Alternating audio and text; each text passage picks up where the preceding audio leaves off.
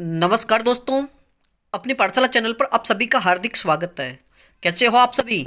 आशा करता हूँ कि आप स्वस्थ होंगे, मस्त होंगे और निरंतर अपनी पढ़ाई में लगे हुए होंगे।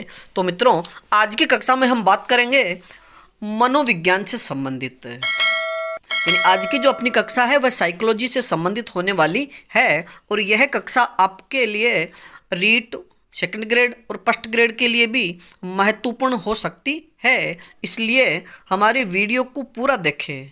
तो बात करें आज के पहले प्रश्न की, मनोविज्ञान को अंग्रेजी में क्या कहा जाता है? मनोविज्ञान को अंग्रेजी में क्या कहा जाता है? तो सही उत्तर होगा साइकोलॉजी। अगला प्रश्न, साइकोलॉजी शब्द की उत्पत्ति किस भाषा से हुई है? साइकोलॉजी शब्द की उत्पत्ति किस भाषा से हुई है? तो सही उत्तर होगा ग्रीक भाषा से। और अगर मित्रों ऑप्शन में आपको ग्रीक भाषा नहीं मिले तो फिर दूसरा ऑप्शन मिलेगा यूनानी भाषा। अगला प्रश्न, मनोविज्ञान शब्द का शाब्दिक अर्थ क्या होता है? या मनोविज्ञान शब्द का शाब्दिक अर्थ क्या है? तो सही उत्तर होगा मन का विज्ञान। अगला प्रश्न, साइकोलॉजी शब्द की उत्पत्ति किन शब्दों से हुई है? या साइकोलॉजी शब्द की उत्पत्ति हुई है? तो सही उत्तर होगा साइकी और लोगस शब्दों से। यानी साइकोलॉजी शब्द की उत्पत्ति साइकी और लोगस शब्दों से हुई है। अगला प्रश्न, साइकी शब्द का अर्थ होता है? साइकी शब्द का अर्थ क्या होता है? तो सही उत्तर होगा आत्मा यानी सोल। अगला प्रश्न, लोगस शब्द का अर्थ क्या होता है? तो सही उत्तर होगा अध्ययन। मित्रों याद रखिए कि साइकी शब्द का अर्थ होता है आत्मा और लोगस शब्द का अर्थ होता है अध्ययन। अगला प्रश्न, अंग्रेजी शब्द साइकोलॉजी का शाब्दिक अर्थ क्या है? अंग्रेजी शब्द साइकोलॉजी का शाब्दिक अर्थ क्या है?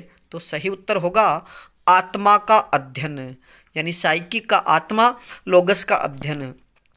तो इस प्रकार साइकोलॉजी शब्द का शाब्दिक अर्थ हुआ आत्मा का अध्ययन। अगला प्रश्न, मनोविज्ञान को प्रारंभ में माना जाता था?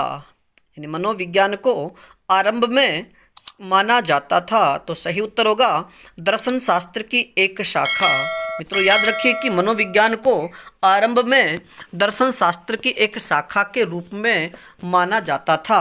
अगला प्रश्न, मनोविज्ञान शब्द का सर्वप्रथम प्रयोग किसने किया?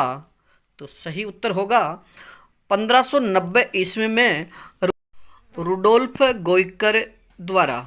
मित्रों याद रखिए कि मनोविज्ञान का सर्वप्रथम प्रयोग 1590 ईस्वी में रुडोल्फ गोइकर ने किया था। अगला प्रश्न, रुडोल्फ गोइकर की पुस्तक का नाम क्या है? यानी मनोविज्ञान शब्द का सर्वप्रथम प्रयोग करने वाले रुडोल्फ गोइकर की पुस्तक का नाम क्या है जिसमें उन्होंने मनोविज्ञान का सर्वप्रथम प्रयोग किया? तो सही उत्तर होगा साइकोलॉजिया। अगला प्रश्न, प्राचीन मनोविज्ञान के जनक माने जाते हैं? प्राचीन मनोविज्ञान के जनक कौन माने जाते हैं? तो सही उत्तर होगा अरस्तु। अगला प्रश्न, मनोविज्ञान की जननी किसे कहा जाता है? मनोविज्ञान की जननी किसे माना जाता है? तो सही उत्तर होगा दर्शन शास्त्र को। अगला प्रश्न, 16वीं शताब्दी में मनोविज्ञान को माना जाता था? 16वीं शताब्दी में मनोविज्ञान को माना जाता था। तो सही उत्तर होगा आत्मा का विज्ञान। अगला प्रश्न, मनोविज्ञान को आत्मा का विज्ञान किसने माना? यानी 16वीं शताब्दी में मनोविज्ञान को आत्मा का विज्ञान माना जाता था, लेकिन बात करें कि मनोविज्ञान को आत्मा का विज्ञान किसने माना? तो सही उत्तर होगा प्लेटो, अरस्तु और डेकार्त। यानी मित्रों याद रखिए कि आत्मा का विज्ञान मानने वाले विचारक कौन कौन थे? तो सही उत्तर होगा फिर प्लेटो, अरस्तु और डेकार्त।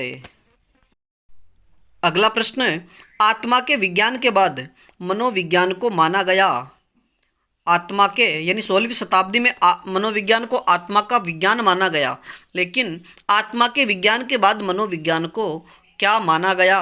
तो सही उत्तर होगा मन का विज्ञान या मन या मस्तिष्क का विज्ञान। अगला प्रश्न, मनोविज्ञान को मन या मस्तिष्क का विज्ञान कब माना गया? तो सही उत्तर होगा 17वीं सदी में। मित्रों याद रखिए कि जब आत्मा के विषय में स्पष्ट यानी स्वरूप नहीं मिल सका, यानी आत्मा का कोई रंग रूप आकार न होने की वजह से आत्मा के विज्ञान को विचारकों ने या आलोचकों ने इसे नकार दिया, तब 17वीं शताब्दी में मनोविज्ञान को मन या मस्तिष्क का विज्ञान माना गया। अगला प्रश्न, मनोविज्ञान को मन या मस्तिष्क का विज्ञान किसने माना? तो सही उत्तर होगा पोम्पोनोजी ने। अगला प्रश्न, मन या मस्तिष्क का विज्ञान के बाद मनोविज्ञान को माना गया? तो सही उत्तर होगा चेतना का विज्ञान। अगला प्रश्न, मनोविज्ञान को चेतना का विज्ञान कब माना गया? मनोविज्ञान को चेतना का विज्ञान कब माना गया? तो सही उत्तर होगा 19वीं शताब्दी में। मित्रों याद रखिए कि 16वीं शताब्दी में मनोविज्ञान को आत्मा का विज्ञान, 17वीं शताब्दी में मनोविज्ञान को मन या मस्तिष्क का विज्ञान और 19वीं सदी में मनोविज्ञान को चेतना का विज्ञान माना गया। अगला प्रश्न, मनोविज्ञान को चेतना का विज्ञान किसने माना या मनोविज्ञान को चेतना का विज्ञान मानने वाले विचारक कौन कौन थे? तो सही उत्तर होगा wives, William James, William Wundt. यानी मित्रों प्रश्न ऐसे भी पूछा जा सकता है कि वाइव्स, विलियम जेम्स और विलियम वुंट मनोविज्ञान को मानते हैं, और 4 ऑप्शन दे देंगे, आत्मा का विज्ञान, मन या मस्तिष्क का विज्ञान, चेतना का विज्ञान या व्यवहार का विज्ञान।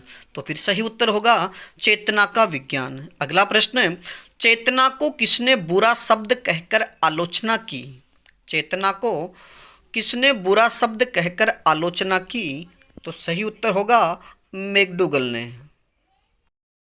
अगला प्रश्न, मैकडूगल की पुस्तक का नाम क्या है? मित्रों यानी चेतना को बुरा शब्द मैकडूगल ने कहा, लेकिन ये किस पुस्तक में कहा? या फिर प्रश्न पूछा जाए कि मैकडूगल की वह पुस्तक जिसमें उन्होंने चेतना को बुरा शब्द कहकर आलोचना की। तो सही उत्तर होगा आउटलाइन साइकोलॉजी। यानी मैकडूगल की पुस्तक का नाम आउटलाइन साइकोलॉजी है। अगला प्रश्न है, मनोविज्ञान की प्रथम प्रयोगशाला किसने स्थापित की? मनोविज्ञान की प्रथम प्रयोगशाला किसने स्थापित की? तो सही उत्तर होगा विलियम वुंट ने। अगला प्रश्न, प्रयोगात्मक मनोविज्ञान के जनक कौन माने जाते हैं? प्रयोगात्मक मनोविज्ञान के जनक कौन माने जाते हैं? तो सही उत्तर होगा विलियम वुंट। अगला प्रश्न, विलियम वुंट ने प्रथम प्रयोगशाला कहाँ पर स्थापित की? विलियम वुंट ने प्रथम प्रयोगशाला कहाँ पर स्थापित की? तो सही उत्तर होगा जर्मनी के शहर लिपजिंग में, यानी 1879 में। अगर सन की बात करें कि प्रथम प्रयोगशाला विलियम वुंट ने प्रथम प्रयोगशाला कब स्थापित की, तो 1879 में। और कहाँ पर स्थापित की? तो जर्मनी के लिपजिंग शहर में। अगला प्रश्न, चेतना के विज्ञान के बाद मनोविज्ञान को माना गया? तो सही उत्तर होगा व्यवहार का विज्ञान। यानी बात करें कि 20वीं शताब्दी में मनोविज्ञान को माना जाता है तो व्यवहार का विज्ञान। अगला प्रश्न है, मनोविज्ञान को व्यवहार का विज्ञान कब माना गया? मनोविज्ञान को व्यवहार का विज्ञान कब माना गया? तो सही उत्तर होगा 20वीं शताब्दी में। यानी मित्रों सर्वप्रथम 16वीं शताब्दी में आत्मा का विज्ञान, 17वीं शताब्दी में मन या मस्तिष्क का विज्ञान और 19वीं शताब्दी में मनोविज्ञान को चेतना का विज्ञान माना गया और 20वीं शताब्दी में व्यवहार का विज्ञान। अगला प्रश्न है, वर्तमान में मनोविज्ञान को माना जाता है? तो सही उत्तर होगा व्यवहार का विज्ञान। अगला प्रश्न है, मनोविज्ञान को व्यवहार का विज्ञान किसने माना? मनोविज्ञान को व्यवहार का विज्ञान किस किसने माना है? तो सही उत्तर होगा वाटसन, मैकडूगल, स्किनर और वुडवर्थ ने। और मित्रों याद रखिए कि प्रश्न ऐसे भी पूछा जा सकता है कि निम्नलिखित में से कौन सा मनोवैज्ञानिक व्यवहारवादी नहीं है? तो 3 के नाम तो इनमें से दे देंगे, जैसे वाटसन, मैकडूगल, स्किनर। अब एक दे दिया पोम्पोनोजी, अरस्तु, डेकार्ट, इनमें से। तो प्रश्न ऐसे भी पूछा जा सकता है। अगला प्रश्न, वुडवर्थ के शब्दों में मनोविज्ञान की परिभाषा। मित्रों ये जो परिभाषा दी गई है ये परीक्षाओं में, यानी कोई भी परीक्षा हो अध्यापक भर्तियों से संबंधित, तो उन परीक्षाओं में ये अधिकतर पूछा जाता है। तो वुडवर्थ के शब्दों में मनोविज्ञान के विषय में परिभाषा। तो सर्वप्रथम मनोविज्ञान ने अपनी आत्मा का त्याग किया, फिर इसने अपने मन का त्याग किया, फिर इसने चेतना को स्वीकार किया, अब वह व्यवहार की विधि को स्वीकार करता है। उपयुक्त परिभाषा किसने दी? तो फिर सही उत्तर होगा वुडवर्थ ने।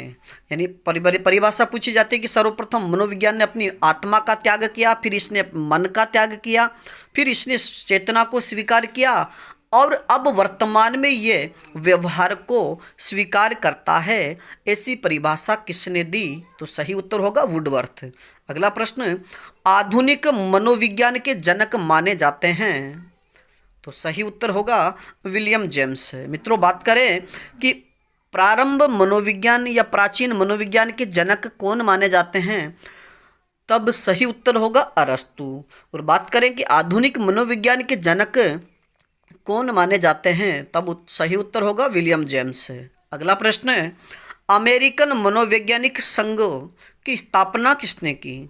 अमेरिकन मनोवैज्ञानिक संघ की स्थापना किसने की? तो सही उत्तर होगा स्टैनली हॉल ने। अगला प्रश्न है, व्यवहारवाद की स्थापना कब की गई? मित्रों याद रखिए प्रश्न पूछा जाए कि व्यवहारवाद की स्थापना कब की गई, तो सही उत्तर होगा 1913 ईस्वी में जेबी वाटसन द्वारा। तो मित्रों आज के लिए इतना ही, बाकी फिर मिलेंगे मनोविज्ञान से संबंधित महत्वपूर्ण प्रश्नों की श्रृंखला लेकर के। तब तक आप अपने अध्ययन में जुटे रहिए, और इसमें किसी प्रकार की कोई त्रुटि हो तो आप हमें कमेंट्स में ज़रूर बताइए।